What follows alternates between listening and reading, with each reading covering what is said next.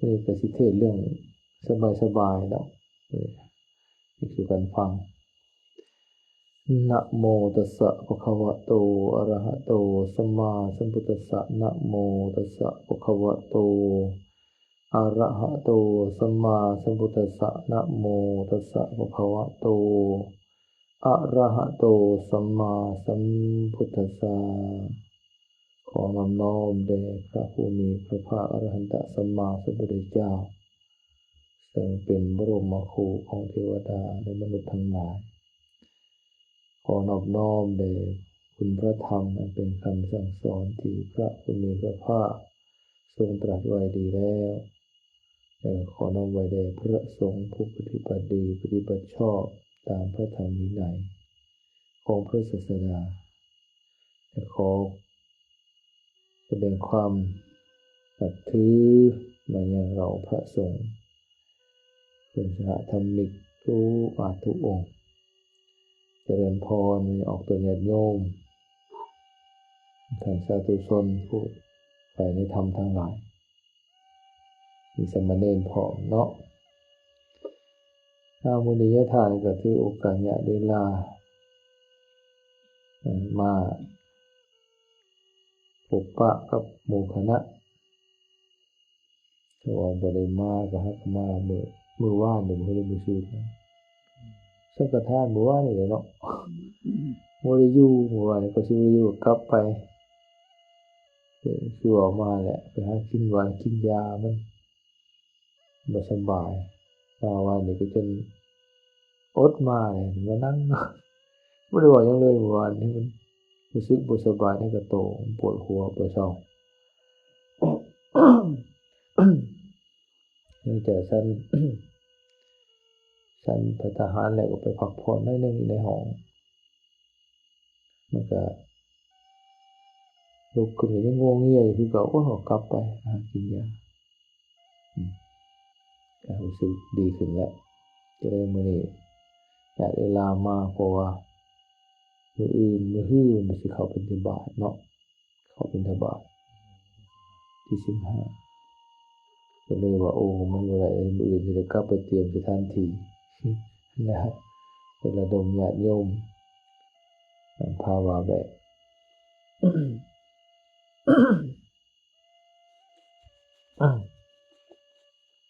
ว่าอาจารย์ก็นิมนต์ทั้งพระฝ่ายพระสงฆ์ทั้งคฤหัสถ์ก็บ่ได้ไปหลายบ่อนแต่ก็เอาตามคิวเท่านั้นเนาะไผมุ่นก่อนก็ไปก่อนบางทีก็โทรมาอยู่วันที่15จังทางเซโนมุ่นไปบุญเพื่อนเพิ่นก็ยาคุณก็มุ่นไปมันท่าสารคำบ่หมดคุณยาคุณเห็นหยังฉลองศาลาเพิ่นเปิดศาลาใหม่นั่นก็ค่าอีกแล้ว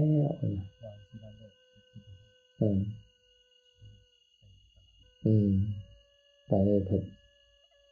หับนิมนต์ญาติศิษย์เพิ่นไว้ที่15ไปอยู่วัดอยู่โคกกองเพิ่นน้องกรุง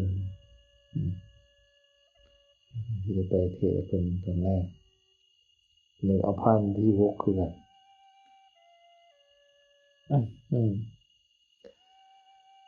เอาวันนี้ก็มาเข้าสู่เนื้อหาที่อยากเอามาเทศน์สู่กันฟังก็ดังที่ตลกไว้เบื้องต้นอะไรว่าบ่แม่นเรื่องยุ่งยากซับซ้อนปานใดสิมาเว้ามื้อนี้มาเว้าเรื่องธาตุ4นี่ล่ะแต่คันเว้าเบิ่งก็คือง่ายเด้เรื่องธาตุ4เพิ่นก็คงสิระลึกได้นะก็สิจำชื่อได้แต่ถ้าว่าบ่สำคัญก็สำคัญเพราะมันเป็นหนึ่งในขันธ์5ที่มีในขันธ์ทั้ง5ที่เป็นส่วนที่เป็นรูปขันธ์หมวดว่าด้วยรูปหรือว่ารูปภาษาบาลีว่ารูปนะส่วนที่เป็นรูปคือเป็นกาย กายส่วนที่เป็นกายมันก็ต้องประกอบขึ้นจากธาตุทั้งสี่แต่เฮามันบ่ได้เห็นตามความเป็นจริงในโทษในคุณของธาตุสี่ส่วนหลายปุถุชนเฮาก็เห็นแต่คุณบ่เห็นโทษมันก็เลยบ่เบื่อหน่ายจางคายบ่ได้สลัดออกจากธาตุทั้งสี่เลยยึดมั่นถือมั่นในธาตุทั้งสี่นี่แหละสัตว์ผู้ยังมีตัณหามีกามยังของในกามก็ยังติดอยู่ในธาตุทั้งสี่อันที่เป็นส่วนที่เป็นรูปประขันธ์ส่วนที่เป็นกายนะ โนเจทังสูตรว่าด้วยคุณโทษและเครื่องสลัดออกจากธาตุทั้งสี่พระภูมิพระภาคประทับอยู่ประเชตวันซึ่งเป็นอารามของอนาถบิณฑิกเศรษฐีเขตเมืองสาวัตถีที่นั่นแลพระภูมิพระภาคตรัสกับภิกษุทั้งหลายว่าภิกษุทั้งหลายถ้าคุณของปฐวีธาตุจักบ่มีสัตว์ทั้งหลายบ่พึงยินดีในปฐวีธาตุแต่เพราะคุณของปฐวีธาตุมีอยู่ฉะนั้นสัตว์ทั้งหลายจึงยินดีในปฐวีธาตุปฐวีธาตุแปลว่าธาตุหยังไม่ออกคู่บ่ธาตุหยังปฐวีธาตุคือได้บ่เกี่ยวน้อยรับบ่ได้บ่มีบ่จัวปฐวีธาตุแปลว่าหยังผู้ยกไว้ชื่อได้บ่โอ้ยจัวโชกามโชกาม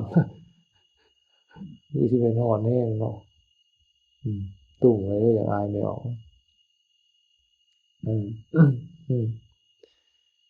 บ่ฮู้ซ้ำปฐวีธาตุแปลว่าธาตุดินเนาะนั่นธาตุดินนี่เป็นว่าภิกษุทั้งหลายถ้าคุณของปฐวีธาตุจักบ่ได้มีสัตว์ทั้งหลายบ่พึงยินดีในปฐวีธาตุแต่คุณของปฐวีธาตุมีอยู่ฉะนั้นสัตว์ทั้งหลายจึงยินดีในปฐวีธาตุธาตุดินก็ส่วนที่เป็นลักษณะแข็งในห่างกายเฮาแม่นหมดเลยแต่ว่ามันมีคุณที่เฮาเอิ้นว่ากรรมคุณก็แม่นคือกันนะบ่แม่นแต่มีโทษเด้ถ้าว่ามันมีแต่โทษอย่างเดียวสัตว์ทั้งหลายก็คงสิบ่มีผู้ใดยินดีแต่มันก็มีคุณอยู่คุณมันก็คือหยังยกตัวอย่างคันว่าในส่วนที่เป็นกายนี่เนาะภายนอกที่เฮาเห็นน่ะนะผิวกายบัวผมเห็นบ่หน้าตาโดยเฉพาะผิวหนังสันนอกนี่แหละเพราะว่านี่เป็นธาตุดินหมดได้ผมขนเล็บแขวหนังศีรเอ็นกระดูกเยื่อในกระดูกม้ามหัวใจไล่ไปจนฮอดอาหารใหม่อาหารเก่าแต่ส่วนใหญ่มันเห็นแต่ธาตุดินที่เป็นกายภายนอกที่เป็นเนื้อหนังก็เลยว่ามันบ่เห็นลึกเข้าไปกว่านั้นในธาตุดินน่ะนะเห็นแต่ส่วนที่เป็นคุณว่ามันงามโอ้ผู้นี้ผิวงามหน้าตางามนะผมดำงามในอันนี้คุณมันนะเลยบ่เห็นส่วนที่มันสกปรกเปื้อนเปื้อนภายในเน่าเหม็นสาบคาวบ่เห็นนะนี่ปุถุชนยังเห็นแบบนี้เห็นส่วนที่เป็นคุณหลายกว่านะเมื่อเราเห็นอาหารก็เป็นธาตุดินธาตุน้ำก็มีปนอยู่เป็นผักเป็นหมากไม้ ของอยู่ของกินสินปลาอาหาร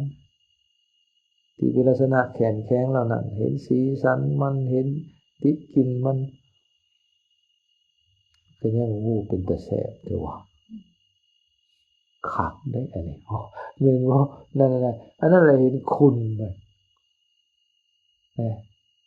เห็นคุณของธาตุดินว่ามันขักมันเป็นตะแสบมันเป็นเป็นตะเบิงตะซุ่มเป็นตะดมตะหอมอันนั้นคือเห็นธาตุดินที่เป็นลักษณะสีสันวรรณะภายนอกให้เป็นคุณของมันนะครับเนี่ยอะไรคือมันมีคุณอยู่เลยมันมีคุณอยู่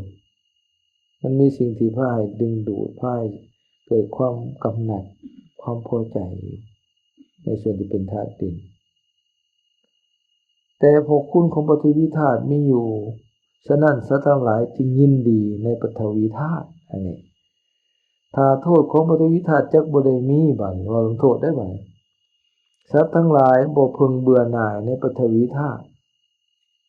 แต่เพราะโทษของปฐวีธาตุมีอยู่ฉะนั้นสัตว์ทั้งหลายจึงเบื่อหน่ายในปฐวีธาตุนี่มันมีโทษอยู่ผู้เพิ่นมีปัญญาผู้เพิ่นรู้แจ้งเห็นจริงตามความเป็นจริงเพิ่นก็เบื่อหน่ายจางคายโทษมันคืออะไรคือมันบ่เที่ยงธาตุดินก็เป็นของบ่เที่ยงเป็นทุกข์บ่แม่นตัวตนของตนนี่อันนี้คือโทษของมันมันเที่ยงบ่ล่ะบ่เที่ยงเปลี่ยนแปลงตลอดเลยทุกวินาทีนะเปลี่ยนไป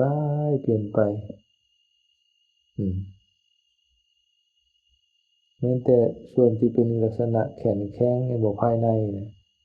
ที่เฮากินเข้าไปเป็นอาหารเดี๋ยวที่เฮาว่าแซ่บว่านัว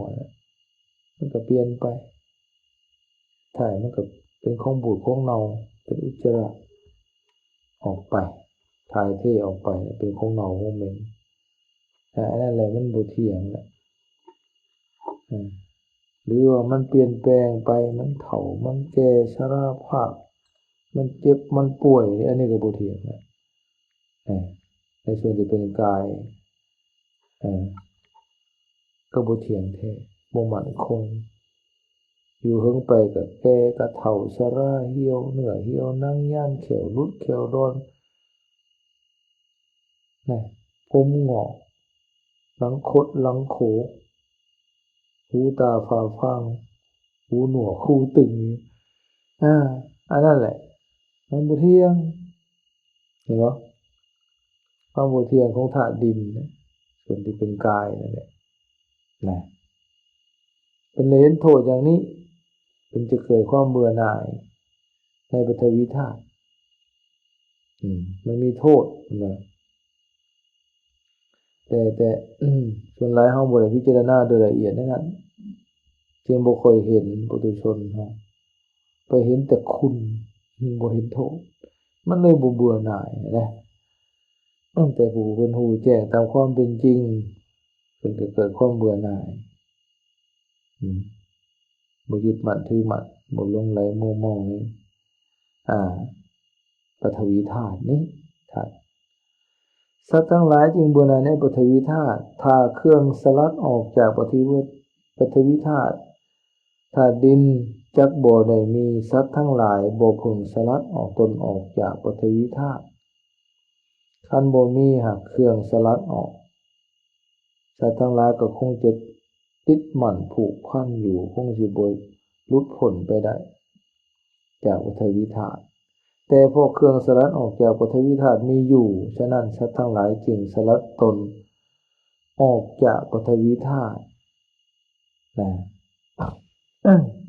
ก็คืออีหยังเครื่องสลัดออกจากธาตุดินได้ก็คืออริยมรรคมีองค์8นั่นเอง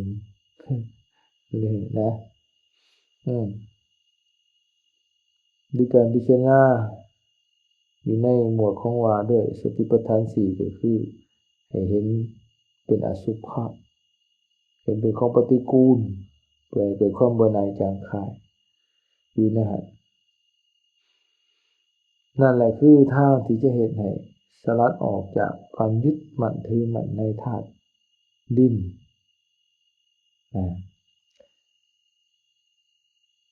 ถ้าคุณของอาโปธาตุจักบ่ได้มีอันนี้คือกันเนื้อในเนาะถ้าคุณก็สัตว์ทั้งหลายก็คงบ่ยึดติดแต่ว่าคุณของอาโปธาตุก็มีอยู่ธาตุน้ำธาตุไฟธาตุลมก็คือกันมันมีคุณอยู่คุณก็คือธาตุน้ำที่ให้เฮายึดติดหลงไหลนั่นแหละในส่วนประกอบของกายมันแต่ธาตุดินก็มีน้ำแทรกอยู่แต่เฮาก็บ่เห็นในส่วนนั้นเช่นว่าน้ำอย่างไหนน้ำบีน้ำเสลดน้ำน้องน้ำเลือดน้ำมันขุ่นน้ำมันแล้วน้ำตาน้ำมูดน้ำปัสสาวะหรือน้ำเหยี่ยวเฮาก็บ่เห็นตามความเป็นจริงแล้วนั้นว่ามันเป็นของสกปรกเป็นของสาบของเน่าของเหม็นเฮาก็บ่เห็นจะไปเห็นน้ำอย่างอื่นน้ำปานะแม่นบ่โอ้อันนี้เป็นตาแสบเว้ยกาแฟนมน้ำนมแบบนั้นน้ำนมแบบนี้น้ำแบบนั้นแบบนี้ส่วนนั้นก็เป็นธาตุน้ำผสมธาตุดินด้วยนะผสมกันนี่มาเอากาแฟมาละลายกาแฟเป็นธาตุแข็งเอามาละลายมันเป็นละลายแล้วมันก็ปนกันเป็นน้ำกับดินปนกันคล้ายๆกับน้ำขี้ต้มนะในน้ำขี้ต้มมันก็มีขี้ดินด้วยนะคนกับกันโอ้แซ่บแต่มันเห็นแต่น้ำลักษณะนั้นเห็นสีสันเห็นรสกลิ่นของมันก็เลยไปหลงในความงามความแซ่บน้ำนั่นน้ำนี้น้ำส้มน้ำนมน้ำอย่างต่างส่วนน้ำที่เป็นลักษณะเป็นของข้าวของกุยต่างๆของเน่าของเหม็นเพราะเราบ่เห็นซะบ่เบิ่งก็เลิกไปเพราะฉะนั้นพิจารณาให้มันในธาตุน้ำอยู่ในทวติงสักการะปาฐะอาการ32นั่นบ่ได้ไปแยกออกมาพิจารณาเด้บ่แม่นว่าเฮาสิเล่าเพิ่นซื่อๆได้เล่าได้นั่นดีแล้วได้หลักนั่นแหละแต่การพิจารณาที่สำคัญแต่ซั่นคันอยู่ว่างๆก็ให้เอามาจับมาพิจารณาเป็นส่วนๆไป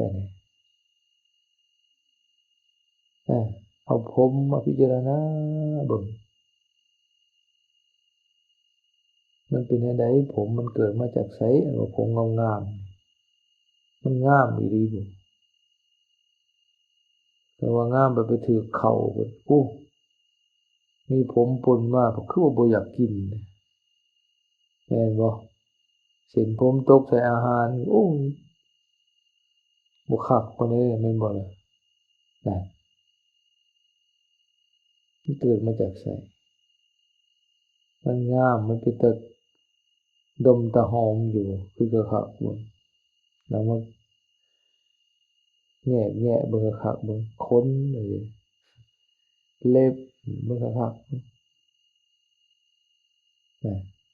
แต่มันบ่เห็นนั่นน่ะคือออกมานั่นคือการที่มันบ่ได้พิจารณาโดยละเอียด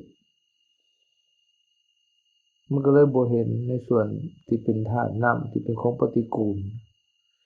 ในร่างกายเราน้ำเลือดน้ำน้องน้ำบีน้ำเสลด เฮาบ่ได้เบิ่ง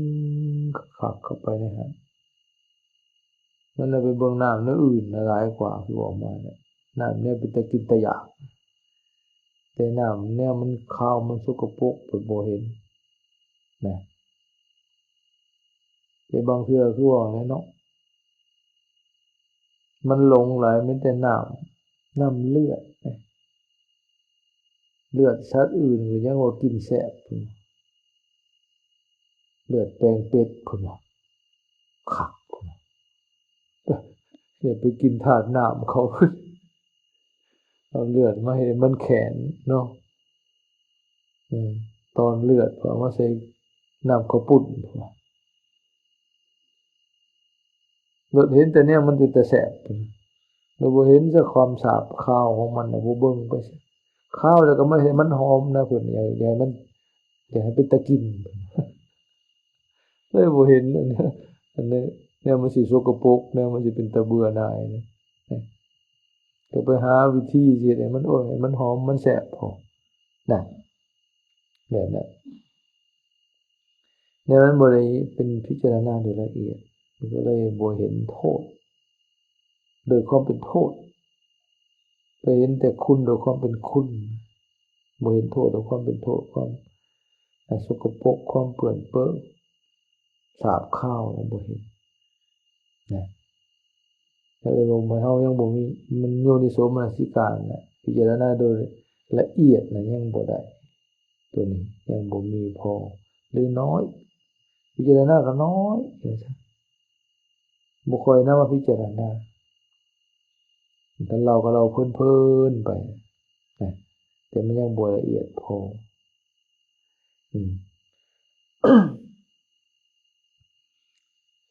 อันนี้สิบ่ได้อธิบายแต่ละข้อเนาะเพราะมัน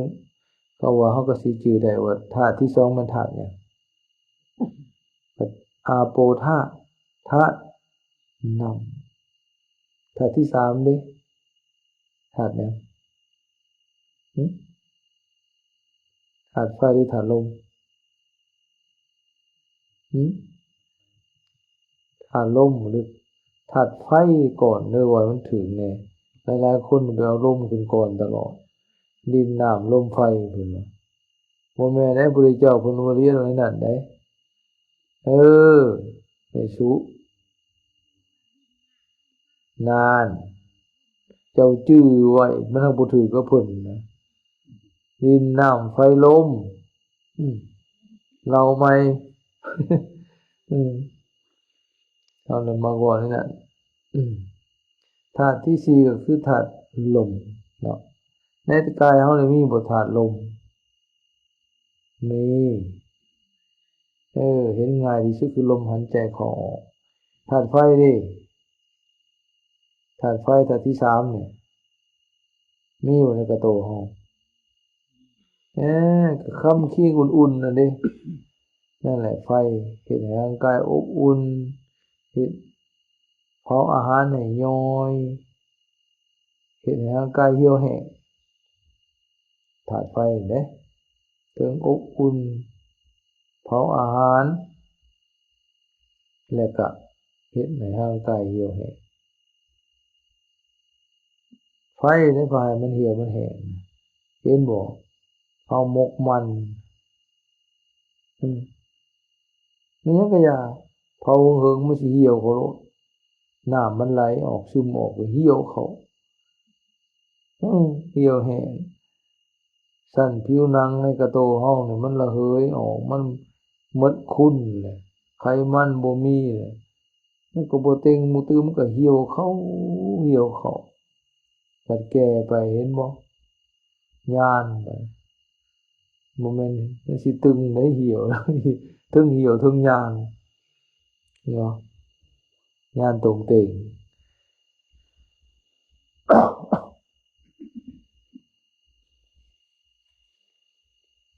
ธาตุดินน้ำเหยออกมันก็เหี่ยวไฟมันเผา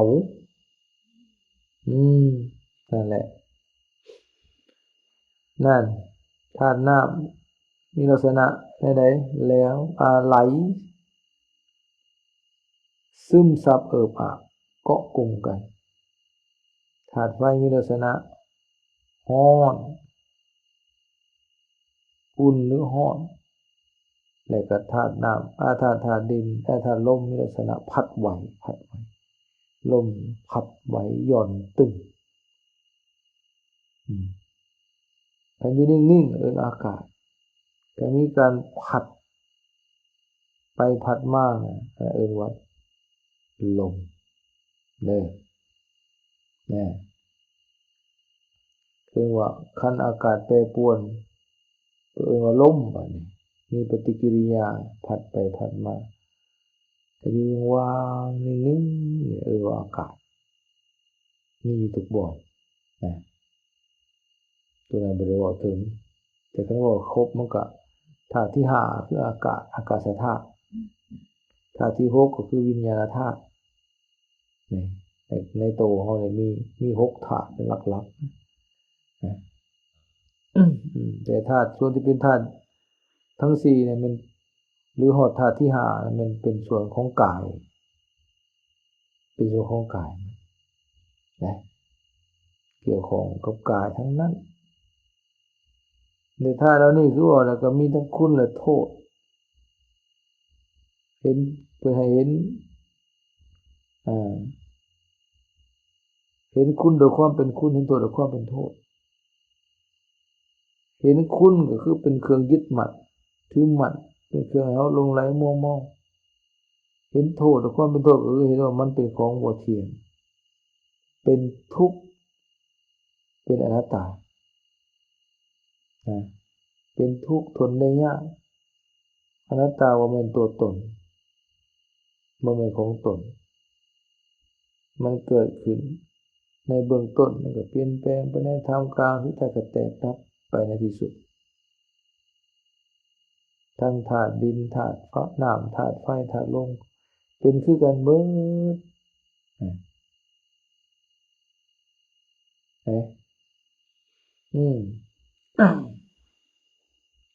มันเอามันบ่เห็นตามความเป็นจริงมันเห็นแต่ส่วนที่เป็นคุณ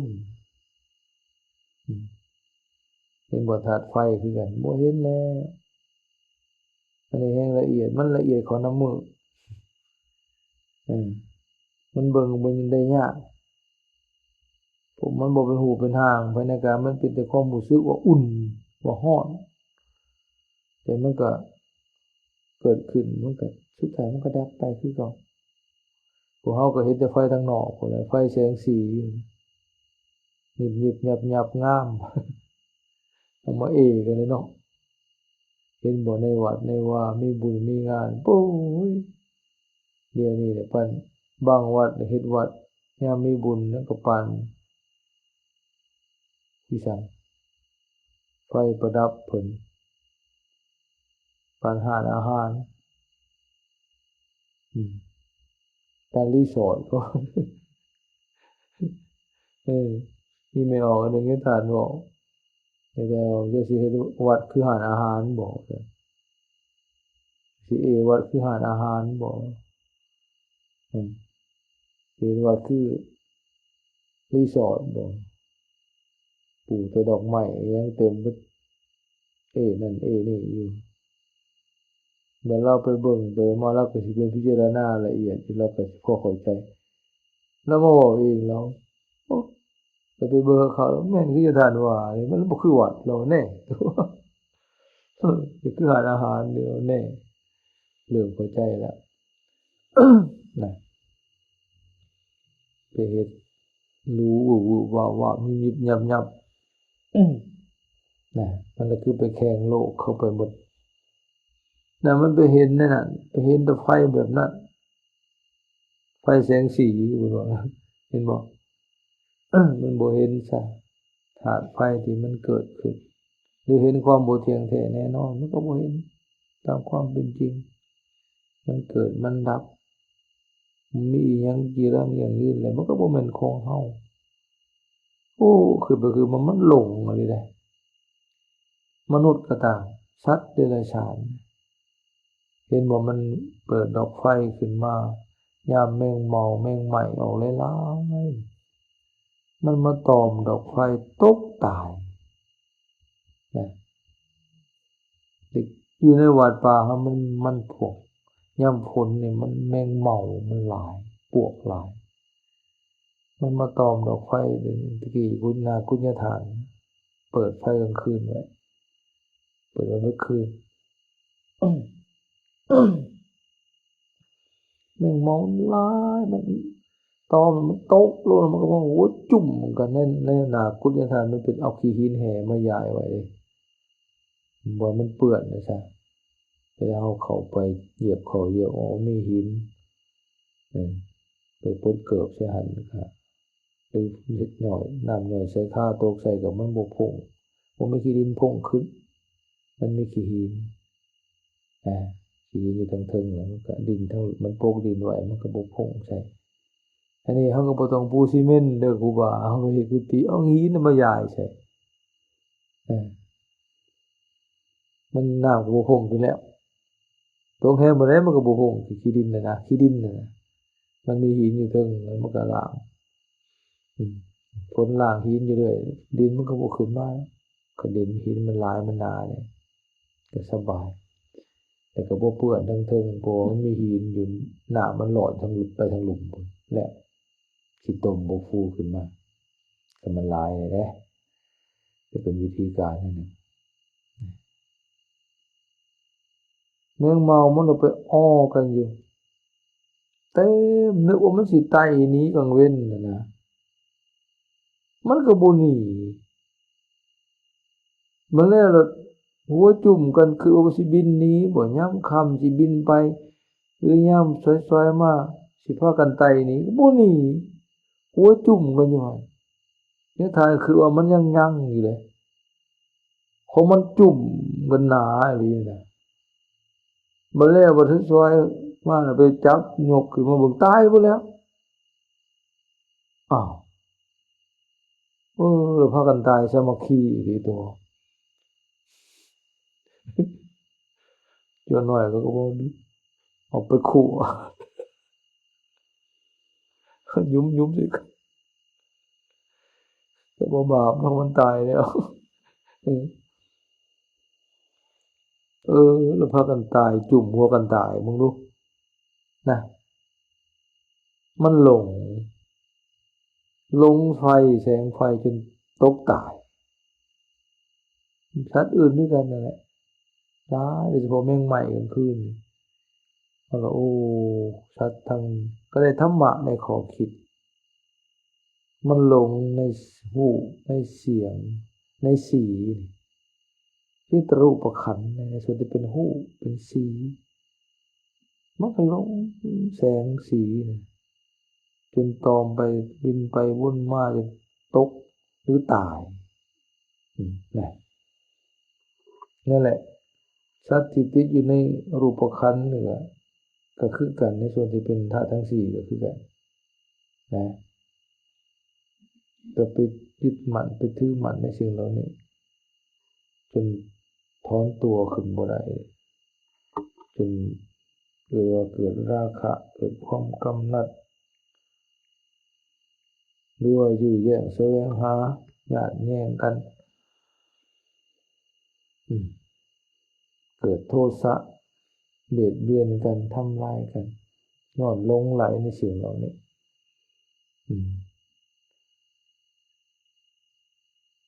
คือกันก็ว่าเพิ่นหักใครพอใจกันอะไรเนาะจนญาติจนแย่งกันญาติผัวญาติเมียกันญาติสู้ญาติแฟนกันจนตีจนขากันเนาะมันเรื่องงานน้อยๆเลยเป็นญาติธาตุ4กันนะแม่ย่าไม่สู้เป็นญาติธาตุ4กันแม่นบ่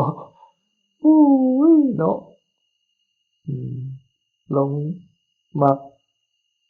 แล่นน้ำกันไปน้ำกันป้าพ่อฮอดแม่เป็นหลงธาตุ4กันทั้งผัวทั้งเมียทั้งผู้หญิงผู้ชายนั่นจะเป็นรูปขันธ์นะส่วนที่เป็นกายนี่ธาตุทั้ง4นี่ถ้ามันแยกออกเป็นธาตุอีหลีมันก็สิบ่หลงได้เนี่ยพระพุทธเจ้าจะให้แยกธาตุ อ่านจังหน่อยในสูตรนี่ที่จริงยาวในสูตรในบริษัทนะอุทาชีนี่โอ้ครูบาอาจารย์ไปอ่านเบอร์หนึ่งหมวดนี่ยาวนี่จะทานเอาบางตอนได้นะมันเป็นสูตรเดียวได้นี่ธรรมราชเอาครึ่งหนึ่งของพระสูตรนี้ที่จริงยังมีอีกสูตรก่อนหน้านี่นะ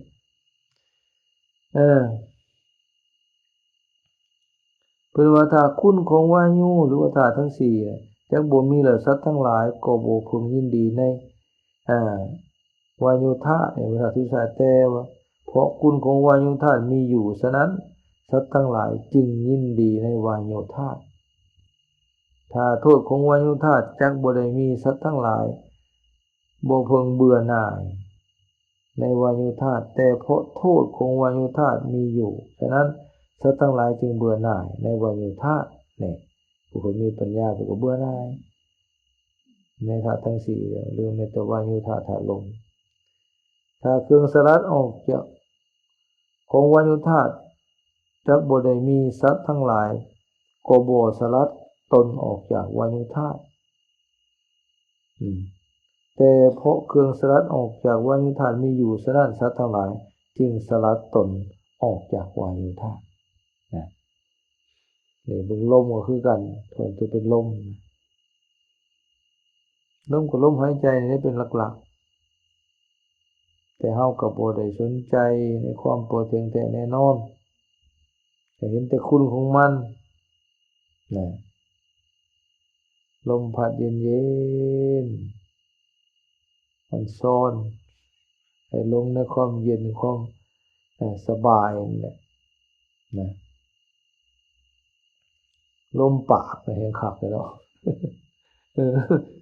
ลมปากก็มีเลยเอาหวานๆพอก็ไปลงอีกแหละนะ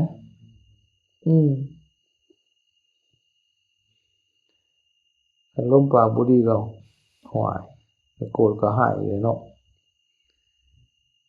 แต่เมื่อเห็นตามความเป็นจริงทั้งความบ่เที่ยงแท้แน่นอนนะความทุกข์ความเป็นอนัตตาบ่แม่นตัวตนของตนมันก็บ่เห็นตามความเป็นจริงส่วนหลายแต่เห็นตามความเป็นจริงมันก็เบื่อหน่ายบ่เป็นสิ่งที่น่ายินดีเลยแม้แต่ลมหายใจเฮานี่ก็คือกันมันอยู่ไสมันเป็นแนวเป็นหน้าหักน่ายินดีมันบ่ได้มีบ่มีเลยกันเบิ่งในลมหายใจให้ว่างเปล่าจากความหมายแห่งความเป็นตัวตนมันเป็นเพียงการทำธรรมชาติเข้าออกแล้วมันบ่เข้าบ่ออกก็เสร็จตายมันสิเป็นของเฮาอยู่ไสล่ะบัดนะต้องเห็นอย่างนั้นนะต้องเห็นตามความเป็นจริงเห็นในส่วนโทษของความเป็นโทษแท้ๆมันจะสิสลัดออกจังสิเบื่อหน่ายใช่ก็มันก็สิสร้างมารวมกันมันแตกทลายอยู่นี่แล้วภิกขุทั้งหลายตราบใดสัตว์เหล่านี้ยังบ่ฮู้คุณโดยความเป็นคุณโทษโดยความเป็นโทษและเครื่องสลัดออกโดยความเป็นเครื่องสลัดออกจากธาตุทั้งสี่ประการนี้ตามความเป็นจริงตราบนั้นสัตว์เหล่านี้ยังสลัดตนออกบ่ได้ภาคตนออกไปบ่ได้ยังบ่หลุดพ้นไปจากโลกพร้อมทั้งเทวโลกมารโลกพรหมโลกจากหมู่สัตว์พร้อมทั้งสมณพราหมณ์เทวดาและมนุษย์มีใจเป็นอิสระอยู่บ่ได้ก็ยังบ่สลัดออกเทวดามารพรหมก็ยังบ่พ้นนะเพราะบ่เห็นตามความเป็นจริงยังบ่เห็นโดยความเป็นคุณโดยความเป็นโทษเห็นโดยความเป็นคุณก็บ่ไปยึดมั่นเห็นโดยความเป็นโทษก็ให้เกิดความเบื่อหน่ายอย่างคายเมื่อใดสัตว์เหล่านี้ฮู้คุณโดยความเป็นคุณฮู้โทษโดยความเป็นโทษนี่และเครื่องสลัดออกโดยความเป็นเครื่องสลัดออกจากธาตุทั้งสี่ประการนี่ตามความเป็นจริงเมื่อนั้นสัตว์เหล่านี้ยอมสลัดตนออกได้ภาคตนออกได้หลุดพ้นไปจากโลกพร้อมทั้งเทวโลกมารโลกพรหมโลก จากหมู่สัตว์พร้อมทั้งสมณพราหมณ์เทวดาและมนุษย์มีใจเป็นอิสระอยู่ได้นี่โนเจทังสุทีสี่จบเนาะนี่ยังมีอยู่ได้หะว่าเลยธาตุสี่ที่มีทุกโดยส่วนเดียวต่อไปในสูตรต่อไปแต่เมื่อเนื้อได้คล้ายๆกันนี่การพิจารณาธาตุทั้งสี่โดยความเป็นเห็นความเป็นจริงก็สามารถละกิเลสได้บรรลุธรรมได้ถึงความเป็นอรหันต์ได้เนี่ยโอ้การบรรลุธรรมเนี่ยผมแม่นตัวจะปฏิบัติทุกข้อโดยจะรู้แจ้งหมดทุกอย่างเลยรู้แจ้งอันใดอันหนึ่งตามความเป็นจริงเลย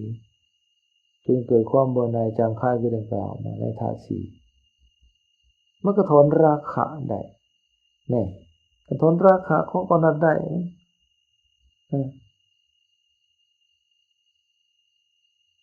มันก็ถอนโทสะโมหะได้นี่เป็นพระอรหันต์ได้ถ้าถอนความยึดมั่นถือมั่นว่าเป็นตัวตนของตนในธาตุสี่นี่นั่นหนึ่งรูปขันธ์แหละมันก็เป็นโสดาบันได้ละสักกายทิฏฐิเห็นว่าเป็นตัวตนของตนบ่มีความหมายแห่งความเป็นตัวตนของตนในกายก็ดีมันก็เห็นในเวทนาในสัญญาสังขารวิญญาณก็ต่อกันไปแหละว่าบ่เป็นตัวตนของตน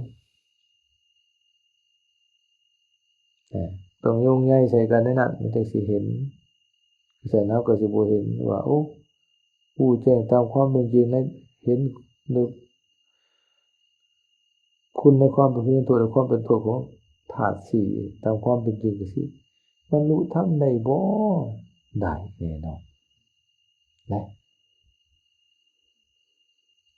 บรรลุได้ถ้าเฮาแยกธาตุอยู่ตลอดเวลาเนี่ยจนบ่มีความหมายของความเป็นตัวตนน่ะตัวนี้สำคัญช้อยออกการเห็นสุติเป็นกายหยาบอันนี้เป็นธาตุดินเป็นเพียงแต่ว่าธาตุการเห็นน้ำเพราะว่าน้ำบีน้ำน้องน้ำเสลดน้ำเลือดน้ำตาน้ำมันขุ่นน้ำมันแล้วน้ำเหนียวก็เห็นเพียงแต่ว่าเป็นน้ำในกระโตเฮามีแต่น้ำประกอบอยู่แยกออกอันนี้เป็นโซของน้ำอันนี้ธาตุอุ่นๆค่ำคิงเบิ่งเป็นว่าธาตุไฟนี่มีธาตุไฟแยกออกเป็นอีกธาตุหนึ่งต่อมาก็ธาตุลมคือดังกล่าวลมหายใจเข้าออกลมพัดลมในท้องในไส้ลมพัดขึ้นเบื้องเทิงลมพัดลงเบื้องลมพัดไปทั่วร่างกายนี่คือธาตุลมการมันแยกออกอยู่ตลอดเวลาเป็นธาตุคือดังกล่าวมา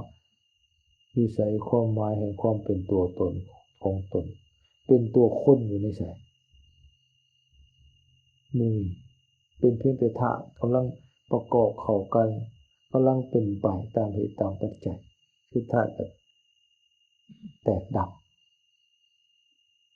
เพพังเนี่ยมันต้องเห็นอยู่อย่างนี้นะ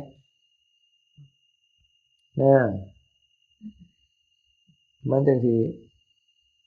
ว่าถึงละความกำหนัดความพอใจในธาตุสี่หรือในส่วนที่เป็นกายของท่านใดแต่ก็ละความยึดถือว่าเป็นตัวตนของตนให้ได้เอาตัวนี้ก่อนละความยึดถือว่าเป็นตัวตนของตนว่าละสักกายทิฏฐิ ถอนความยึดมั่นถือมั่นว่าเป็นตัวตนของตนตัวเฮาของเฮาในธาตุสี่นี่เสียได้อันนี้เอาเฉพาะธาตุสี่เนี่ยที่เป็นรูปธาตุเนี่ยรูปขันธ์เนี่ยมันก็เข้าภูมิของโสดาบันแต่ละความพอใจยังบ่ได้เพราะอันนั้นเป็นภูมิธรรมของพระอนาคามีจังละได้เด็ดขาดนี่ในการพิจารณาให้บอกไปจังโยงไปใส่ไตรลักษณ์ให้เห็นถึงมีแทรกวัตถุบอลเลยอันนี้ในช่วงเรื่องธาตุสี่ก็เห็นตามความเป็นจริงโดยความเป็นตัวมันบ่เที่ยงอนิจจ์มันเป็นทุกข์ทุกขังเป็นอนัตตาออกมาตัวตนของตนเฉพาะในส่วนที่เป็นธาตุสี่ก็ให้เห็นอันนี้ในขันธ์ห้าคือกันเวทนาขันธ์กายบอกคือกันเห็นว่าเวทนาบ่เที่ยงเป็นทุกข์บ่แม่นตัวตนของตนสัญญาสังขารวิญญาณก็คือกันนั่นเป็นโยงสู่ไตรลักษณ์ตลอดแต่ขันเข้าใจตามกฎธรรมชาติคือดังกล่าวมาตามความเป็นจริงแล้วว่ามันบ่เที่ยงเป็นทุกข์บ่แม่นตัวตนของตนนะถอนความยึดถือเป็นตัวตนของตนนี่ให้มันได้แล้วมันจะเข้าสู่ภูมิธรรมแห่งความเป็นโสดาบันละสักกายทิฏฐิมันโยงอยู่ในนี่ได้อาจารย์เอาสิบ่เห็นถึงโยงให้เห็นมันเกี่ยวเนื่องอะไรกับคุณธรรมที่เขาจะบรรลุจะเข้าสู่กระแสแห่งพระนิพพานกระแสนั้นก็สิเราเพิ่นมีก่อนแล้วนะเนาะเราเมื่อแล้วออกทำยามใดหรือเราท้องได้ที่สุดที่ปากเอาไปเทศให้กันฟังอยู่นะแต่ก็ยังยึดถืออยู่นะฉะนั้นมันต้องละความยึดถือในเบื้องต้นความเป็นตัวตนของตนให้ได้ก่อนนะแต่คันละความกำหนัดยินดีได้ราคะความกำหนัดในรูปขันธ์ในส่วนที่เป็นขันธ์ส่วนที่เป็นกายเป็นธาตุทั้งสี่ได้มันก็ถึงความเป็นพระอรหันต์กันละได้พระอนาคามีหลักความกำหนัดพอใจนะนี่กันถ้ามันลดลงความกำหนัดมันก็เป็นพระสกทาคามีลดลงกว่าพระโสดาบันนะนี่บ่เป็นเรื่องเล็กน้อยเสียแล้วเขาเข้าใจเด้อแล้วพยายามเขาแยกธาตุอยู่เรื่อยก็คักได้แยกจนมันบ่เห็นความหมายแห่งความเป็นตัวตนของตนอยู่ไสสอกหาเบิ่งหาบ่รู้ว่าเฮาอยู่ไสของเฮาในไสหาเบิ่งรูปหาบ่แยงแหวนเบิ่งเด้อเห็นบ่มีบ่มีอยู่ไสเฮาเขียนไว้หม้องใดบ่เห็นเนาะของเฮาอยู่ไสบ่มีของเขาก็บ่มีคันของเขาก็ยังเป็นมันยังเป็นเจ้าของอยู่เด้บ่มีของเขาก็บ่มีสมมุติซื่อๆของเขาของเฮาสมมุติ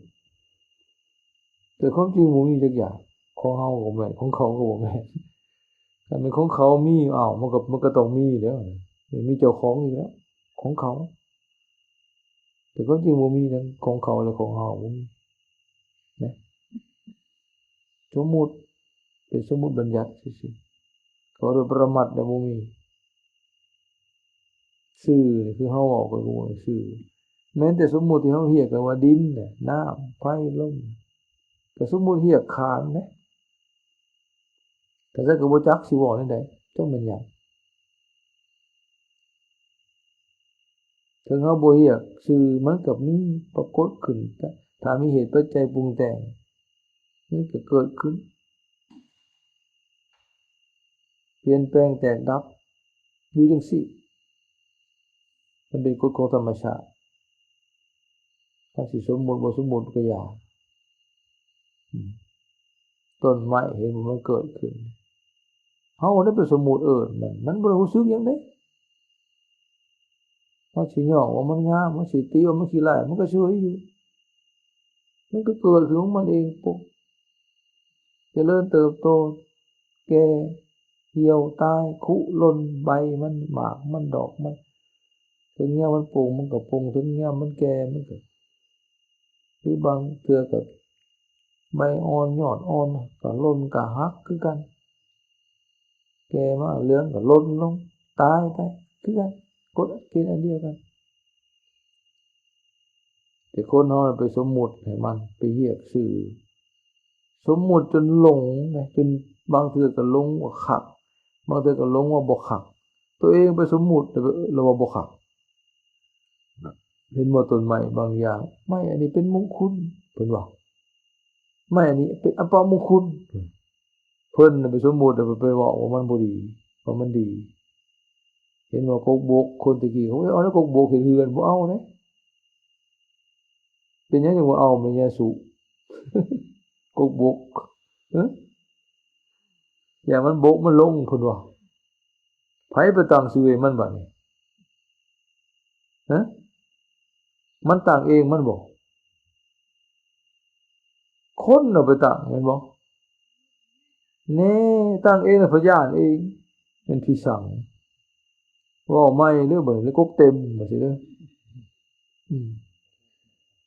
คือสิบ่ยังเราไปตั้งใหม่เบิดเถอะคักบัด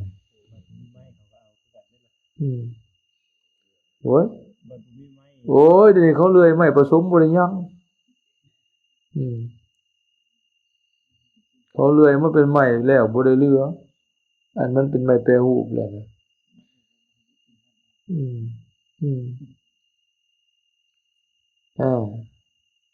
ของสมมุติตัวเองสมมุติกับพญานเองสมมุติเนี่ยมันคักว่าขี้มินขึ้นพอเอามาใส่นะเฮ็ดบุญเฮ็ดมงคลเดือนนี่ใช้เอามาตั้งขี้มินขึ้นใส่นำให้มันขึ้นมันเกินเพราะว่าอีกแหละแท้ๆตัวเองพูดสมมุติขี้มินมันก็ขึ้นของมันเองมันไปย่อเฮือนขึ้นบ่แม่ย่าเจ้าของน่ะว่าย่อมันขึ้นเฮือนก็ซั่นก็เอาไปค้ำไว้เอาไปตั้งไว้โอ้ยเฮือนสูงขึ้นขี้มินพาขึ้นแต่ตัวโอ้ยหาจนสิล้มสิตายเพื่อสิเฮ็ดเฮือนเนาะว่ามันขี้มินไปยุขึ้นเนาะแม่นบ่ล่ะซั่นก็บ่ยากเลยเนาะขี้มินพาใหญ่บ่กินข้าวก็ได้กินขี้มินขึ้นกินได้ใหญ่ขึ้นเดี๋ยวขึ้นมาเป็นแต่อย่างหัวมนุษย์มานาสมมุติขึ้นมาแล้วมาลงเองลงหักลงชังตัวเองนะสมมุติชื่อมันน่ะเดี๋ยวมาไม่หลงสิ่งที่ตัวเองสมมุติเนาะจังแม่นที่สั่งเบิ่งนั่นก็คือเด็กน้อยเล่นเฮือนน้อยเด็กน้อยเล่นตุ๊กตาโอ้ยนะอันนี้คือกันนั่นแหละแต่ฉะนั้นเราอย่าไปหลงสมมุติให้แยกเบิ่งคักให้กายเฮาในขันธ์ห้านี่มันบ่ได้มีตัวตนของตนอันนี้ใดในรูปเวทนาสัญญาสังขารวิญญาณบ่มีแท้ชื่อก็สมมุติเกิดมาผู้ใดมีชื่อมาแต่เกิดบ่มีจักคนออกมาแต่ท้องแม่เสื้อผ้าทรงสิ้นเสื้อน้อยเดียวก็บ่มีปลาโป่เบิดไผเกิดมาก็ได้ปลาเปื่อยเบิด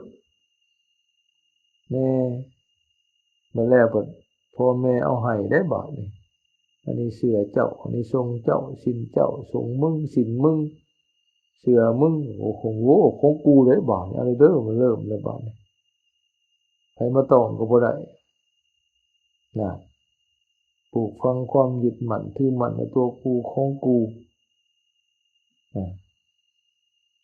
หลายเขาง่ายเท่าใดมีเท่าหลายเท่าแห้งลงหลายเขาบาดเงินกูเพื่อนกูรถกูหน้าข่อยดินข่อยโอ้ยผัวข่อยเมียข่อยลูกข่อยหลานข่อยเป็นหลายสารพัดสัตว์สาวสิ่งให้หน้าหัวโซนเงินคำกำแก้วงานสัตว์งานพาหนะนี่แต่ของข่อยของกูตัวเบิดบัดเห็นบ่โอ้ยมันละสลัดยากที่บัดนี้เนาะมันไปยึดเอาหมดเลยนั่นแหละมันโมโหสภาพตามความเป็นจริงหลงสมมุติหลงสมมุติตัวจริงมันไม่มีเลยเพื่อนก็พระเจ้าอนัตตาอนัตตาพระเจ้าหรือสุญญตาว่างเปล่าจากความหมายแห่งความเป็นตัวตนเท่านั้นต้องให้เข้าใจได้ตัวหนูธรรมดาเลยเห็นตามความเป็นจริงอย่างนี้ตัดอัตตาออกไปอัตตาอัตตนิยามอัตตาตนอัตตนิยามของตนตัดออกให้ได้นะ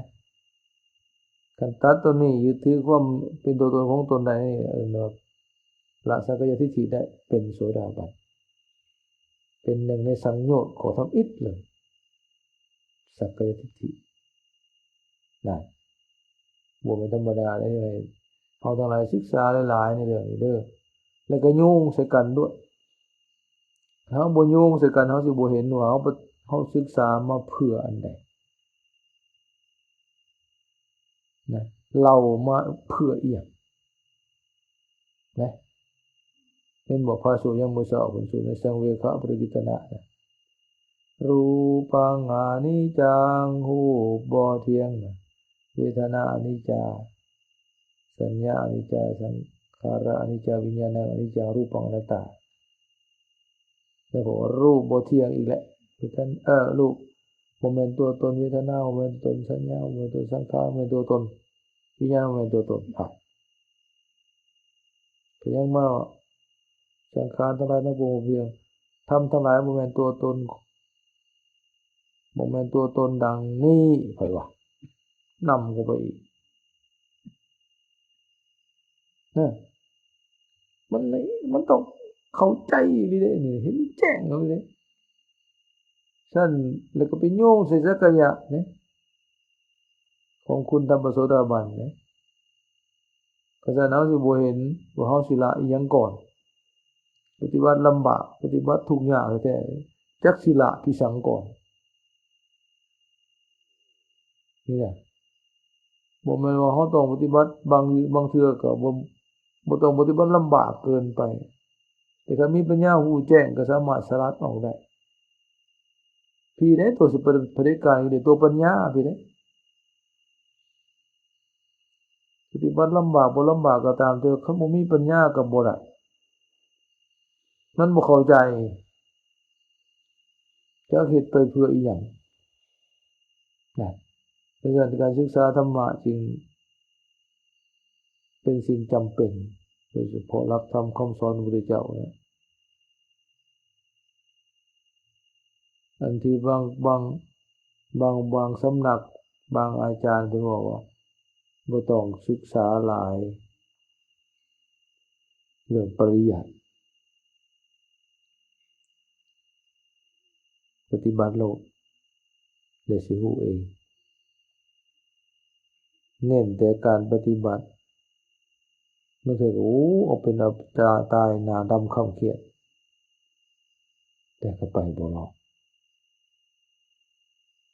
มันเหมือนกับประมาทคำสอนของพระพุทธเจ้า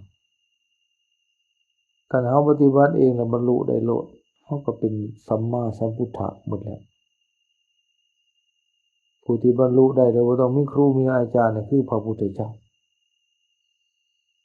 แต่เฮาเป็นสาวกเป็นผู้เดินตาม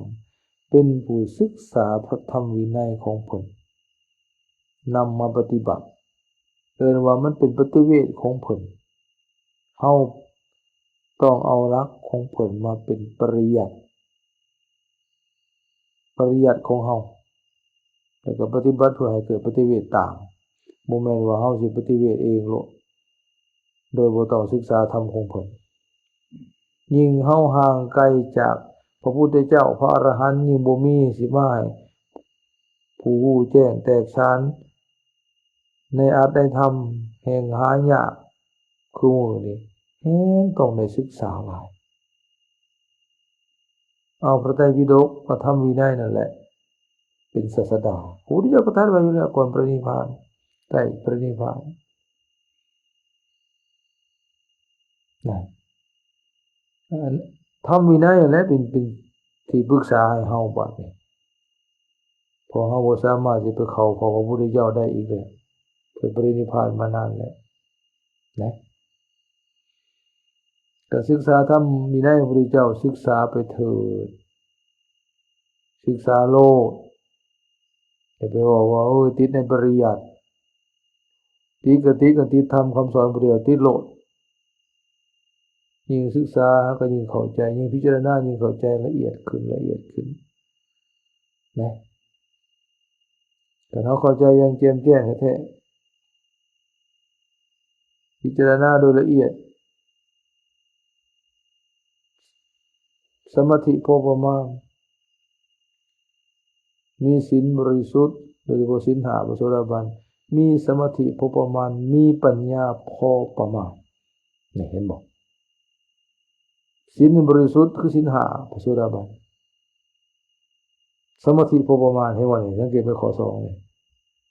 บ่แม่นเอาสมาธิเข้าฌานตลอดบ่แม่นนะพอประมาณพอให้จิตสงบพอให้พิจารณาได้แต่ว่าพระโสดาบันสิเข้าฌานตลอดบ่ได้แม่นได้กูมีครอบครัวดิอนาถบิณฑิกาเศรษฐีได้ยังมีบุตรภรรยายังสอกอยู่หากินอยู่ภาษาชาวบ้านแต่ว่าบ่ลงศีล5ทำมาค้าขายได้แต่ว่าไปตัวตุ่มไผเห็นบ่นาวิสาขานี่แล้วก็มีผัวสิไปเข้าฌานทั้งเว้นทั้งคืนบ่สิได้กินหยังเจ้ามันเป็นชาวบ้านอันนี้นั่นสมาธิพอประมาณปัญญาพอประมาณแต่ศีลบริสุทธิ์คือศีล5บ่ขาดบ่ทะลุบ่ด่างบ่พอเห็นไหมดังนั้นคันเฮาบ่ศึกษาธรรมวินัยปฏิบัติสิฝึกปานใดก็ยากสิลำบากบ่ได้ก็ตามว่าบวชมาปุ๊บปฏิบัติดังเดียวบ่อ่านหลักสติปัฏฐาน4ของพระพุทธเจ้าเป็นจังได๋บ่สนใจศึกษาในเรื่องนี้เรียนมาองค์8อันนี้เฉพาะหลักสติปัฏฐานบ่สนใจบ่อ่านบ่ฟังก็บ่ฟังอ่านก็บ่อ่านแบกกดเข้าป่าไปเลยว้ายนี่ผู้เดียวเป็นวิปลาสเป็นบ้าอยู่ผู้เดียวก็มีเกิดเอาเป็นอะไรได้เกิดวิปลาสขึ้นมาบ่จักทางแก้บ่ผมบ่ได้เรียนนี่ครูบาอาจารย์ก็บ่มีว่านี่สิปรึกษาสิแนะนำแก้อารมณ์เจ้าของบ่จักบางเทื่อก็ได้ความสงบหยังขึ้นมาก็หลงนะบาดนี้หลงว่าเจ้าของบรรลุมีเนี่ยท่านอยู่อุมามีพ่อองค์หนึ่งมาเจ้าเราไปใส่เจ้าเราตายแล้วยังมันหึงเลยมาแล้วมันก็มากราบเนี่ยท่านอยู่ในกุฏิสิว่าให้ฟังเราก็ปฏิบัติคือจะสมโภชน์เทศนะว่าปฏิบัติเพ่งเข้าไปมันระเบิดเราระเบิดแล้วมันหลังจากระเบิดแล้วมันสงบหรือเย็นเราโอ้ยขน้อยถึงแล้วเราถึงไสเนี่ยพออย่าปู่ถึงหยังถึงนิพพานแล้วเหรอโอ้ปานนั้นบ่นะ ถึงแล้ววะเราใจของเรามันสบายเดี๋ยวนี้แล้วมันสบายมันเย็นแล้ว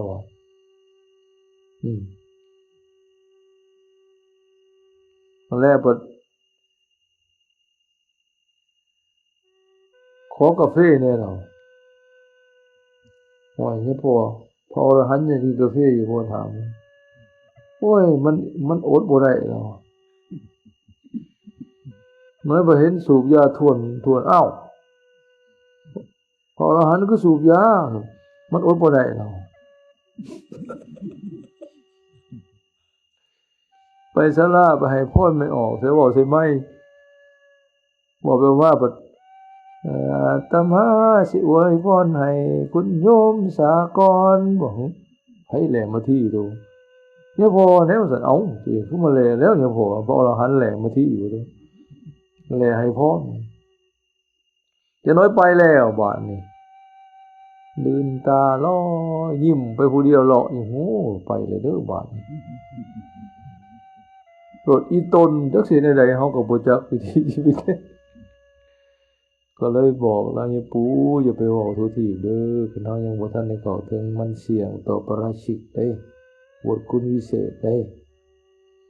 นะได้ยินมันสบายอกสบายใจก็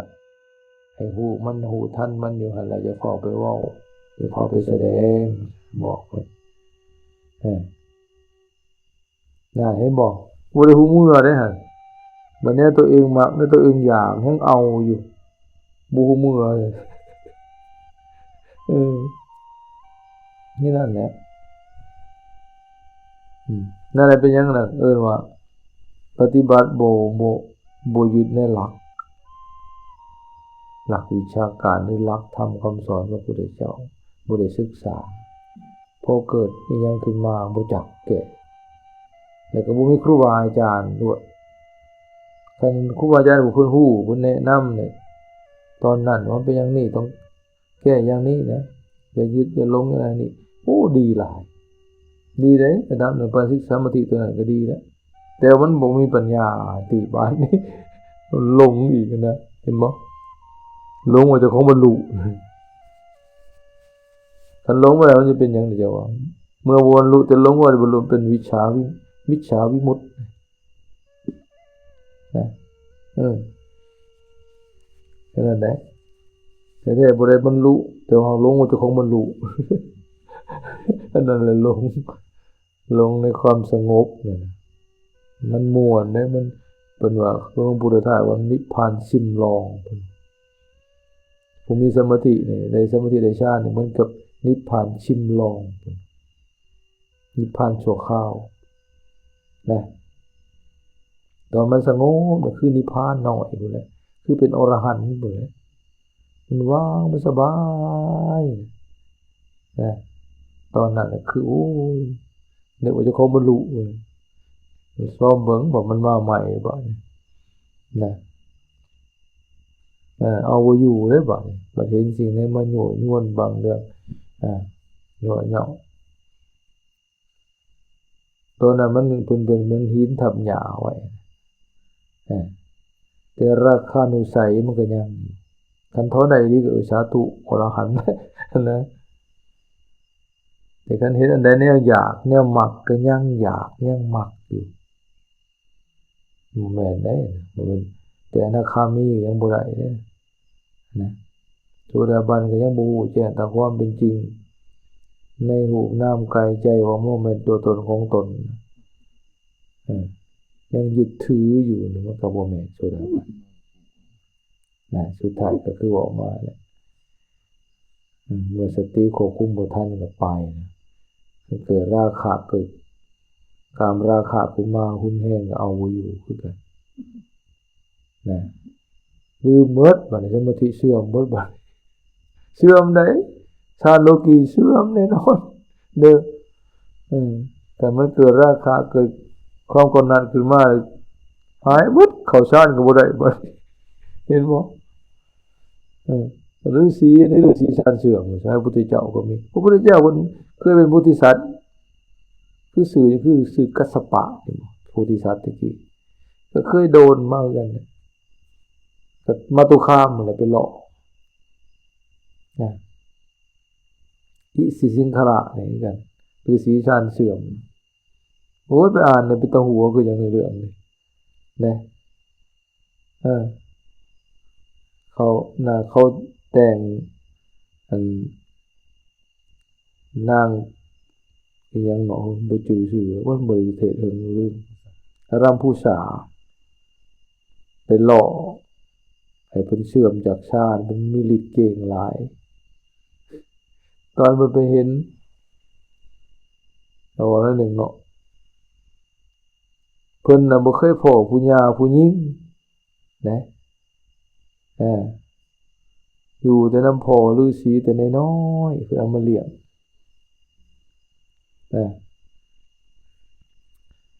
บ่เคยเห็นแม่ย่าแม่หญิงไกลเบื้อนบ้านคู่เมืองคนพ่อก็หาเอาหมักไหม้ของป่ามาเลี้ยงให้กินจนใหญ่จนเป็นพระฤาษีจนเป็นบ่าวมีฤทธิ์กล้าอืมเขาถึงกับทำลายตะบะเพิ่นแต่งและอารัมพูชาเนี่ยมาหลอกอืมมันมีเรื่องหนึ่งคล้ายๆกันอยู่มันนี่แหละเป็นนั่งอันนั้นน่ะเพิ่นมาน่ะเพิ่นเดินจงกรมตอนนั้นพอไปป่าพอสั่งว่าให้อย่าลืมสุมไฟพอฤาษีก็บูชาไฟเขาเพ่งไฟเพ่งกสิณไฟเป็นอารมณ์บ่ให้ไฟเหมาะอืมมันนี่เพิ่นเดินจงกรมอยู่นางน่ะก็มานั่งลิ้นหมักอิหยังแหละไม้ขีกไม้คู่ลิ้นหยังกันนะเขามันภาษาไทยบ่อยากเข้าใจมันได้นะอ่าลิ้นย่นหมักขีกหมักคู่หยังก็เอิ้นตะกี้เขาบ่จื้อภาษาเขาเจ้าลิ้นตะกี้โยนไม้โยนหยังหมักเก็บบ่เขาเอิ้นนะนั่งอยู่ส้นทางเดินจงกรมนั่นแหละเพิ่นไปเห็นใส่นุ่งหนังเสือคือกันนี่เด้